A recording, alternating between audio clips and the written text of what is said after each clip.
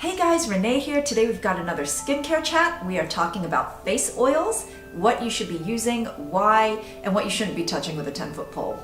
Our whole understanding of oils have somewhat evolved, so we now realize that they are good for all skin types and they can benefit all skin types. However, these are very powerful ingredients, so if you do use the wrong ones, they can betray you brutally.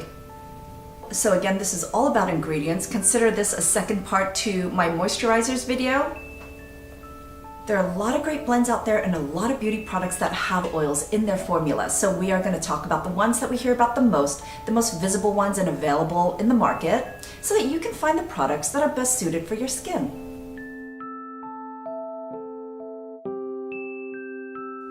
The kind of oils that we are talking about today are the ones that benefit our skin the most, which are plant oils. All plants contain oil and fats in their seeds, mainly. So these are rich in antioxidants, nutrition, and vitamins that really nourish and even heal the skin when applied by rebuilding and sustaining the skin's outermost lipid barrier. You will also see mineral oils in a lot of ingredient lists. I mentioned a bit about this in my moisturizers video. These are primarily used to give emollients to a product like a cream, and they also sit on top of the skin, so they form a seal and smooth out the surface. These are also cheap and easy to obtain, so if you're buying an expensive luxury product, you do not want to see mineral oils appear in any of the first few lines of the ingredients list. You'll also see essential oils appear in a lot of ingredient lists. These are the fragrant oils. But you really need to be cautious because these have a potential to seriously irritate your skin, particularly the really popular ones like lavender and citrus oils. Citrus oils are also present in a lot of skincare products, a lot of oil blends sold by companies, and also in sheet masks. They are highly phototoxic and can cause severe damage if exposed to the sun. I learned this the hard way. I was on vacation. I spilled a product that had a very high concentration of citrus oils in it on my leg. I was walking around the sun the whole day. Next thing you know, raw, blistering, big patch on my leg, and the scar lasted for the next 8 months. So the thought of that product going on someone's face and then being in the sun is just scary.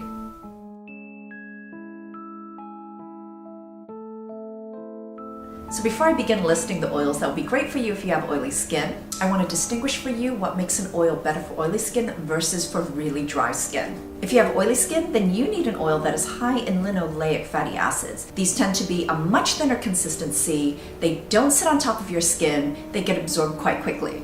Studies have shown that people with acne have lower levels of linoleic fatty acids in their skin surface lipids. So what happens when your skin is deficient in this fatty acid is that your sebum starts to become thick and sticky and pore clogging. This is when your sebum is unbalanced and contains too much of the oleic fatty acids. So when you have oils that are high in linoleic acid in your skincare products, it will really balance out your sebum situation and decrease your breakouts. So the following oils are what you should be looking for. They will nourish and protect the skin, will definitely not be heavy enough for dry skin. So tea tree oil. Tea tree oil products are great for oily skin, acne-prone skin. This has disinfecting properties that will kill bacteria in your pores. Never use straight up pure tea tree oil directly on your skin. You will get burned. Maracuja oil or passion fruit seed oil is found in a lot of Tarte products. It is moisturizing, but it's not heavy at all. This actually is a fantastic under eye treatment. It's not too greasy, but it's nourishing and it will treat your under eye skin. And I really love that Tarte has a maracuja under eye concealer. Grapeseed oil is another one of those oils you want to look into if you're prone to breakouts. This can also be a great spot treatment. This is great for lowering inflammation. It can actually even dry the skin out a bit, but it has an antimicrobial effect on the skin. This is also a natural preservative. Apricot seed oil is another wonderful light oil that's great for oily skin. It's light, it's non-clogging, and it has a lot of natural vitamin E in it. Evening primrose oil is antioxidant rich, vitamin C and E, mildly comedogenic, and is great for inflammation, any kind of skin inflammation.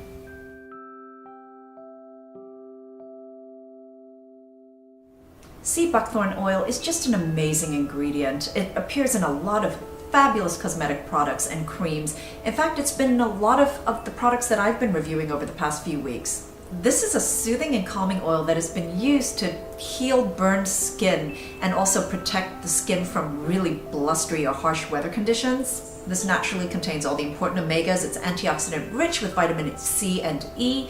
This helps repair inflammation and heal the skin. This is a heavier, more moisturizing oil, which is great for me when I have dry skin, and it's wonderful for the winter months or if you just have severely dry patches of skin.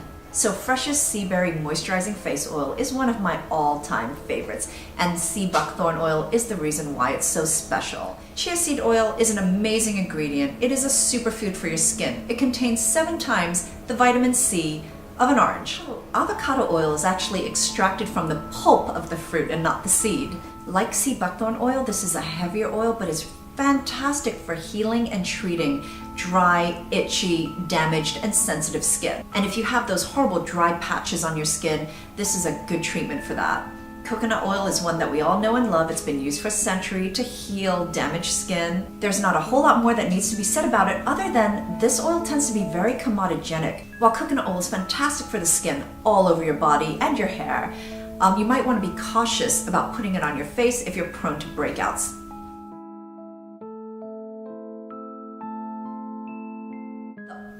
The oils in this category are high in oleic fatty acids, which means they're richer, they're more occlusive, so they're really good at sealing moisture into your skin. And some of these can deliver more moisture than some of your most potent night creams.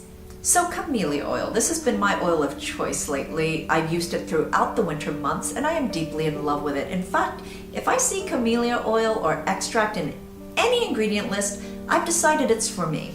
This is super rich in antioxidants. In Japanese skincare products, this is called tsubaki. So I've been using all the tsubaki hair care Japanese products, but Shiseido has a whole tsubaki skincare line as well as Boscia. So this oil is native to East Asia and was prized by geishas to help remove their stage makeup and nourish their skin. That is special. Safflower oils are great for dry skin. It contains ceramidin and helps your skin naturally retain a lot of water. For some reason, my skin absolutely adores olive oil, even though it's actually quite a highly comedogenic product. So if you're prone to breakouts or clogged pores, you might want to stay clear away from this. This oil tends to be very, very rich, but for some reason, I just love olive oil cleansers and I love olive oil products. So at the moment, my skin isn't really affected by comedogeneity, if that's even a word. And I tend towards dry skin, so I think that's why olive oil just really works well for me. Sunflower oil is very rich in vitamin E and is great for building a strong skin barrier. So this really helps protect the skin from environmental damage. Sweet almond oil is one that's really interesting to me because it's very moisturizing, but it's also incredibly good at cleaning out the pores. This has also been found to help with photosensitivity and even help reverse sun damage.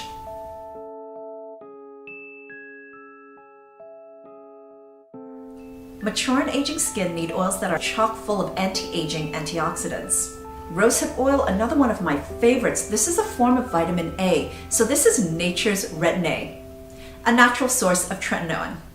It's well known for repairing sun-damaged skin, which that is what a lot of aging is about, basically exposure to the sun. This is good for hyperpigmentation, great for treating scars and stretch marks. This is a rejuvenation oil.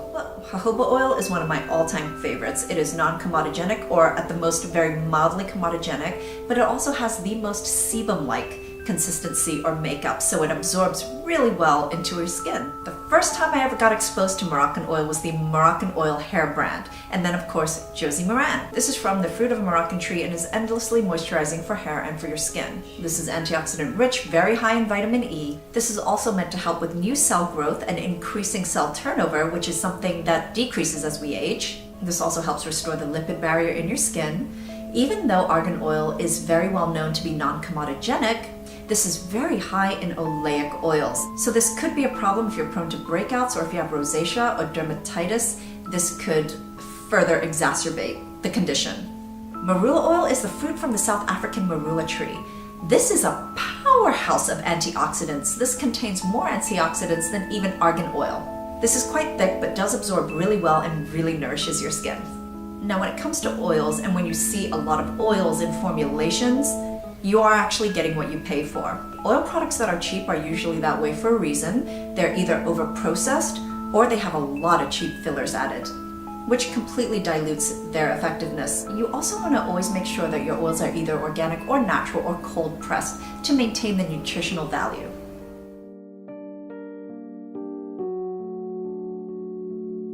Oils are so packed with antioxidants and nutrition. When you're talking about an oil blend, then you want to make sure that all that stuff sinks into your skin and gets absorbed. So in your routine, you will always put oil on before your moisturizer, because your moisturizer will seal all that in.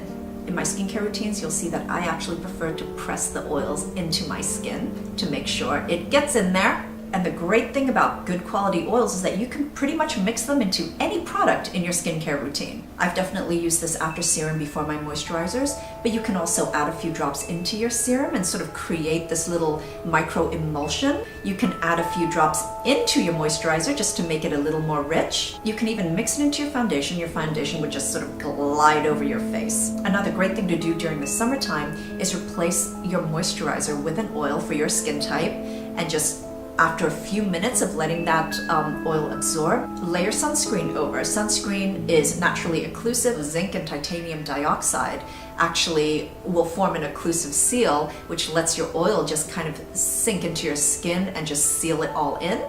Okay, well, I hope you found this helpful. I hope that this helped you understand maybe why you're reacting or not reacting to certain ingredients or oils. And I hope that this just helps you make better choices. Thank you so much for watching, and I'll see you next time. Bye!